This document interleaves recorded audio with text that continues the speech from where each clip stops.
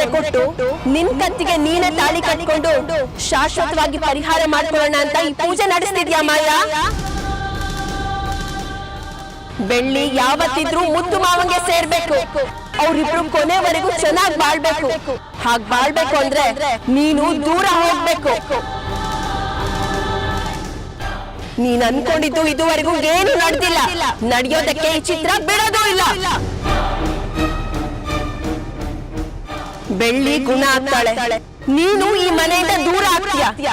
ನೀನ್ ಮಾಡಿಸ್ತಾ ಇರೋ ಪೂಜೆನ ಹೇಗ್ ಹಾಳು ಮಾಡ್ತೀನಿ ಅಂತ ನೋಡ್ತಾ ಇರು.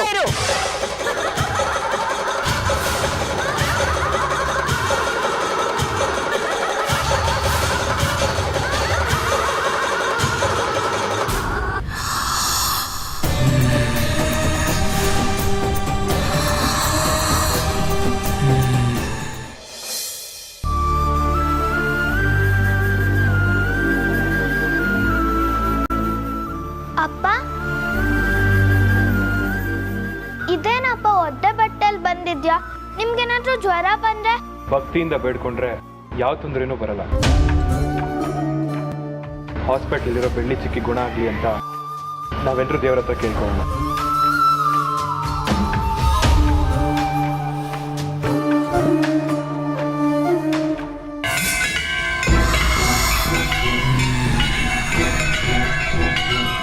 ಚಿಕ್ಕಿಗೆ ಯಾವುದೋ ಆಪರೇಷನ್ ಇಲ್ಲದೆ ಅವ್ರು ಗುಣ ಆಗ್ತಾರೆ ಅಪ್ಪ. ಹೌದು ಅಣ್ಣ, ಬೆಳ್ಳಿ ಅದಕ್ಕೆ ನಮ್ಮ ಜೊತೆ ಮೊದಲಿನ ಥರ ಇರಬೇಕು. ನಾವು ಚಿಕ್ಕಿನ ಉಳಿಸ್ಕೊಳ್ಳೋಕ್ಕೆ ಎಷ್ಟು ದಿನ ಬೇಕಾದರೂ ಪೂಜೆ ಮಾಡ್ತೀವಿ ಅಪ್ಪ.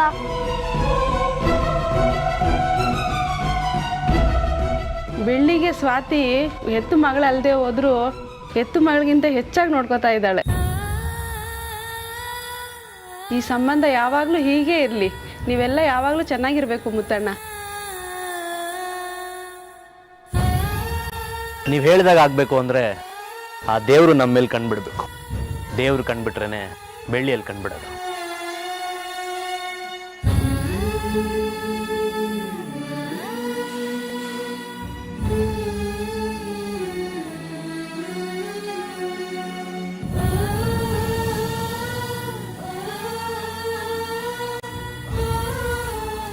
ದೀಪ ಆರೋಕ್ಕೆ ಮುಂಚೆ ಜೋರಾಗಿ ಉರಿಯುತ್ತೆ.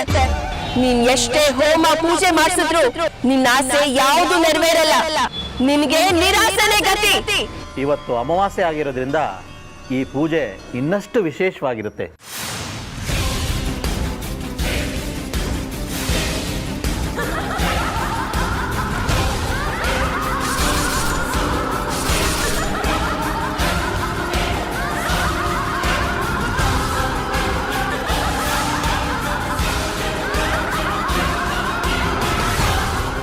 ಇವತ್ತು ಅಮಾವಾಸ್ಯೆನ? ಹೌದು. ಈ ವಿಷಯ ನಿಮಗೆ ಗೊತ್ತಿರಲಿಲ್ವಾ? ಅದಕ್ಕೆ ಅಮಾವಾಸ್ಯೆ ಅಂದರೆ ಚಿತ್ರಾನ್ನ ಆರ್ಭಟ ಇರುತ್ತೆ ತಾನೆ.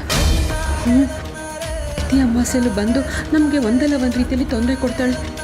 ಇವತ್ತು ಈ ಪೂಜೆಗೆ ನಾನು ಅಡ್ಡಿ ಮಾಡಿದ್ರೆ ಏನು ಮಾಡೋದು ಮಾಯಾ? ನನಗಂತೂ ತುಂಬ ಭಯ ಆಗ್ತದೆ. ಹಾಗೇನಾಗಲ್ಲ ಅದಕ್ಕೆ, ನೀವು ಧೈರ್ಯವಾಗಿರಿ.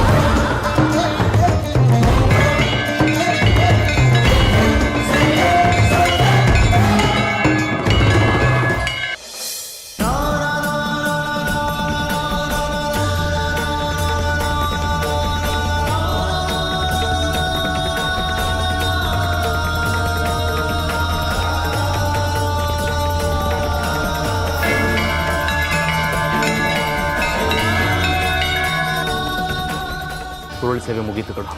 ಬಾ ಪೂಜೆ ಮಾಡಿಸ್ಕೊಂಬರೋಣ.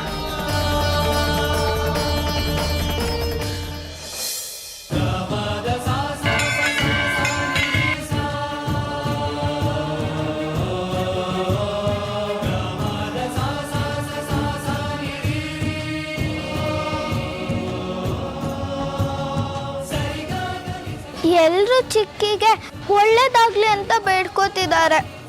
ಒಳ್ಳೆ ಆಸೆನ ಈಡೇರಿಸು. ನನಗೆ ಚಿಕ್ಕಿ ಬೇಕು. ಅವರಿಲ್ಲ ಅಂದ್ರೆ ನಾನು ಬದುಕಿರಲ್ಲ.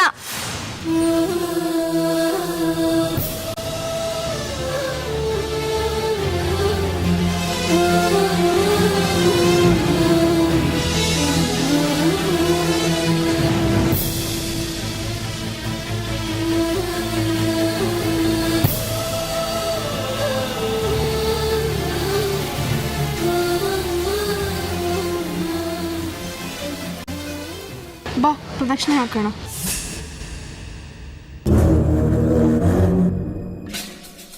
ಮಾಯಾ, ಈಗ ನೀನೇನು ಮಾಡಬೇಕು ಅಂದರೆ ಬಂದಿರತಕ್ಕಂಥ ಅಷ್ಟೂ ಜನ ಮುತ್ತೈದೆಯರಿಂದ ನಿನ್ನ ಮಾಂಗಲ್ಯಕ್ಕೆ ಅರಿಶಿನ ಕುಂಕುಮ ಇಟ್ಟಿಸ್ಕೊಂಡು ಅವರಿಂದ ಆಶೀರ್ವಾದವನ್ನು ಪಡಿಬೇಕು. ಸರಿ ಶಾಸ್ತ್ರಿಗಳೇ, ಹಾಗೆ ಮಾಡಿ.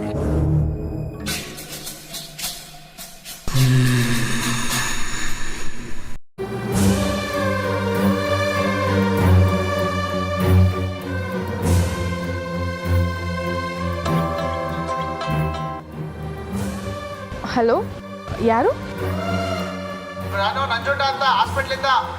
ಹೇಳಿ. ಬೆಳ್ಳಿ ಅಮ್ಮನವ್ರಿಗೆ ಪ್ರಜ್ಞೆ ಬಂದಿದೆ.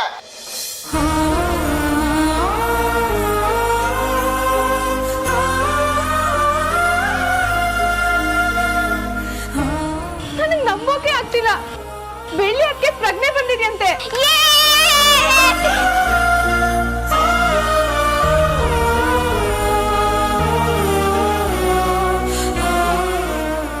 ಅಣ್ಣ, ವಿಷಯ ಗೊತ್ತಾಯ್ತಾ? ಏನು? ಈಗಷ್ಟೇ ಹಾಸ್ಪಿಟ್ಲಿಂದ ಫೋನ್ ಬಂದಿತ್ತು. ಬೆಳ್ಳಿ ಅದಕ್ಕೆ ಪ್ರಜ್ಞೆ ಬಂದಿದೆಯಂತೆ.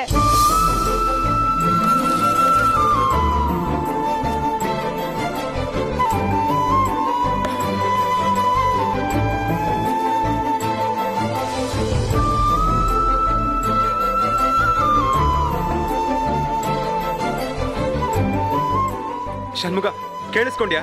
ಬೆಳ್ಳಿ ಪ್ರಜ್ಞೆ ಬಂದಿದೆಯಂತೋ. ಮುತ್ತು, ಇದೆಲ್ಲ ಸಾಧ್ಯ ಆಗಿದ್ದು ನಿನ್ನಿಂದ, ನಿನ್ನ ಭಕ್ತಿಯಿಂದ ಕಣ.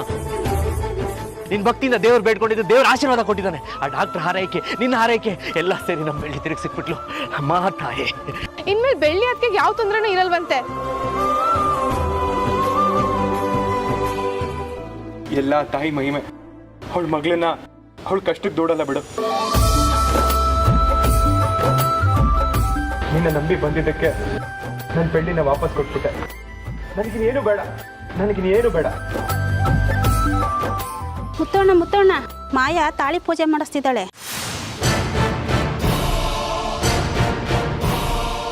3 ಜನ ಮುತ್ತೈದೆಯರು ನಿಮ್ಮ ಜೊತೆ ಮದುವೆ ಆಗ್ಲಿ ಅಂತ ಕುಂಕುಮ ಇಟ್ಟು ಪೂಜೆ ಮಾಡ್ತಿದ್ದಾರೆ. ಪೂಜೆ ಎಲ್ಲಿ ನಡೀತಿದೆ? ಇದೇ ದೇವಸ್ಥಾನದಲ್ಲಿ ನಡೀತಿದೆ. ಬನ್ನಿ, ಬೇಕಾದ್ರೆ ತೋರಿಸ್ತೀನಿ.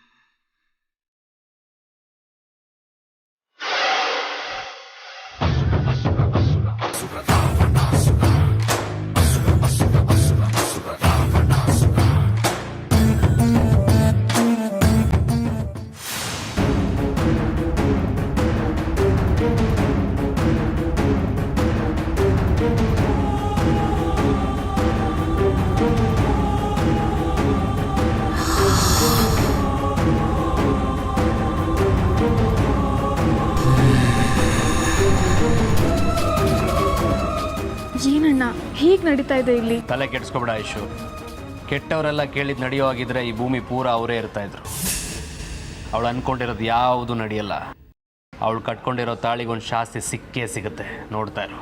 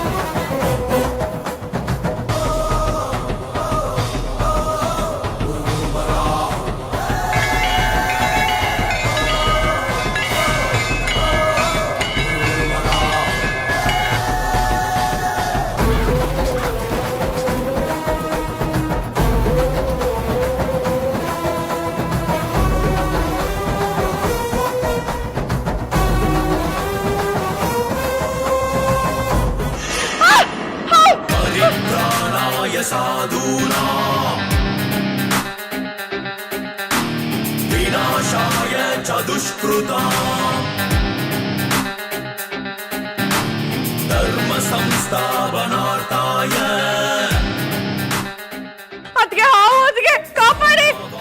ಹೇಗ್ ಮಾಯ ನಿನ್ನ ಕಾಪಾಡೋದು? ಹಾಗೆ ಕೈಯಲ್ಲಿ ತಳ್ಳಕ್ಕಾಗತ್ತಾ ನೋಡು.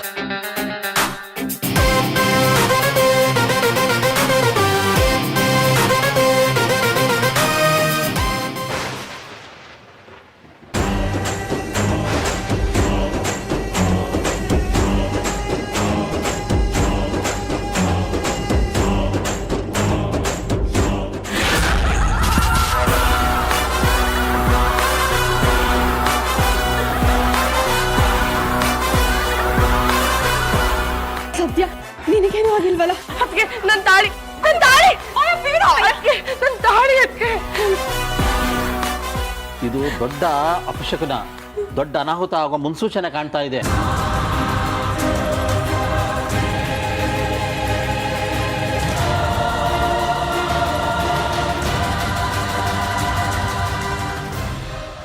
ಏನಾದ್ರೂ ಆಗ್ಲಿ ನನ್ನ ತಾಳಿ ನನಗೆ ಬೇಕು. ಅದು ನನ್ನ ಕತ್ತಲ್ಲೇ ಇರಬೇಕು.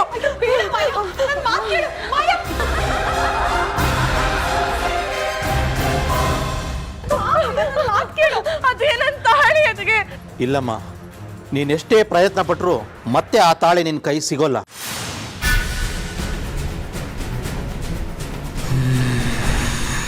ನಿನ್ನ ತಾಳಿ ಆ ಹೋಮದಲ್ಲಿ ಸುಟ್ಟು ಭಸ್ಮ ಆಗೋಗ್ಬಿಟ್ಟಿದೆ.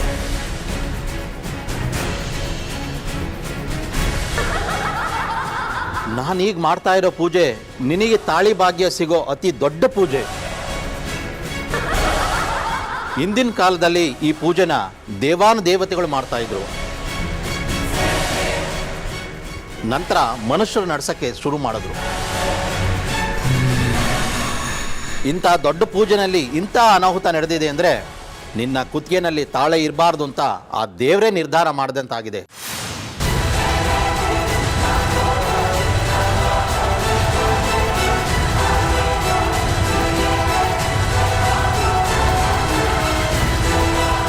ಮಾಯನ್ಗೆ ತಾಳಿ ಕಾಪಾಡ್ಕೊಳೋ ಭಾಗ್ಯನೇ ಇಲ್ಲ. ಈಕೆ ಮದುವೆ ವಿಷಯದಲ್ಲಿ ನತದೃಷ್ಟಿ ಅನ್ನೋದು ಸಾಬೀತಾಗಿದೆ. ಯಾವುದೇ ಕಾರಣಕ್ಕೂ ಮತ್ತೆ ತಾಳಿ ನಿನ್ನ ಕೊರಳಿಗೆ ಬೀಳಲ್ಲ.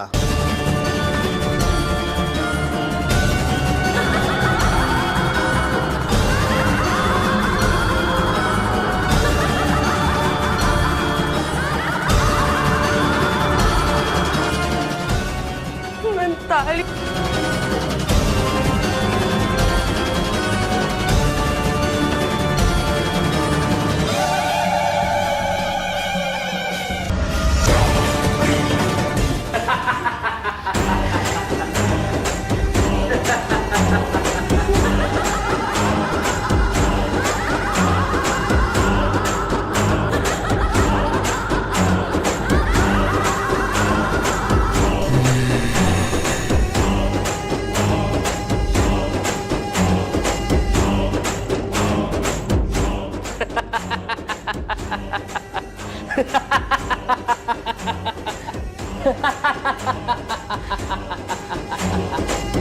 ಮಾಯಾ ಮಾಯಾ ಮಾಯಾ ತಾನೊಂದು ನೆನೆದರೆ ದೈವ ಒಂದು ನೆನೆಯುವುದು. ಕೇಳಿದೆಯಾ ಗಾದೆನ ಮಾಯಾ?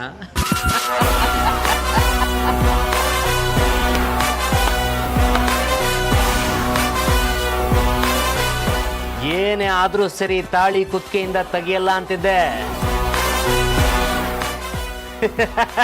ಹೀಗೇನಾಯ್ತು ಮಾಯಾ? ನೀನೇ ಎಸ್ಬಿಟ್ಟಲ್ಲ.